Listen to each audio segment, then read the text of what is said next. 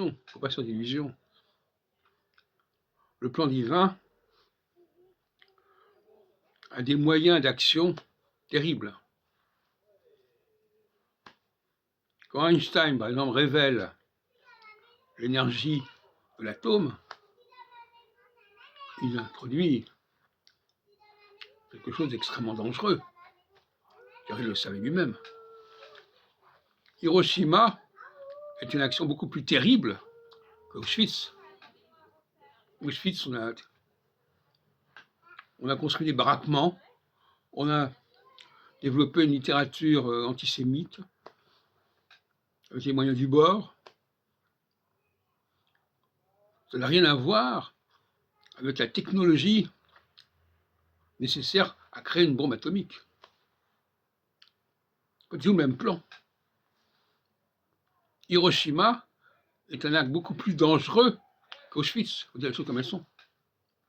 Mais Hiroshima a été le fait d'une élite, d'un état-major, d'un club des scientifiques, alors que Auschwitz, c'est la connivence, la conspiration de tout un peuple contre les Juifs. Mais avec des moyens beaucoup plus limités. D'ailleurs, en fin de compte, finalement, ils n'ont pas éliminé un nombre si considérable que ça de Juifs. Et avec la bombe atomique, on peut supprimer beaucoup plus de gens que ça. De la même façon, introduire l'astrologie dans la vie politique, ça peut avoir un coût.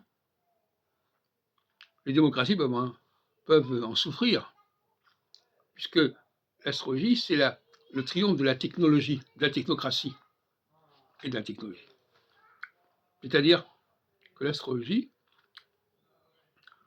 évite d'interroger le peuple, puisque les cycles sont déterminés une fois pour toutes.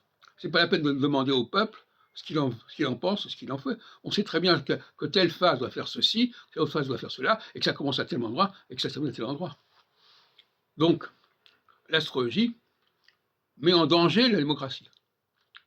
Mais, en même temps, le cycle astrologique saturnien met en place une alternance qui ressemble à celle du droit constitutionnel. Une alternance de 3 ans et demi sur 3 ans et demi. Et le cycle, par définition, est duel. Donc il y a un temps qui est favorable à la technocratie et un temps qui est favorable à la démocratie. Donc de toute façon, la démocratie n'est pas perdante. Elle a sa place, elle a son moment, son temps, qui est prévu, qui est déterminé. Mais c'est une alternance entre les deux. Entre la dictature technocratique pendant 3 ans et demi et la démocratie et les assemblées populaires, etc., pendant 3 ans et demi, et puis après ça continue et ça retourne.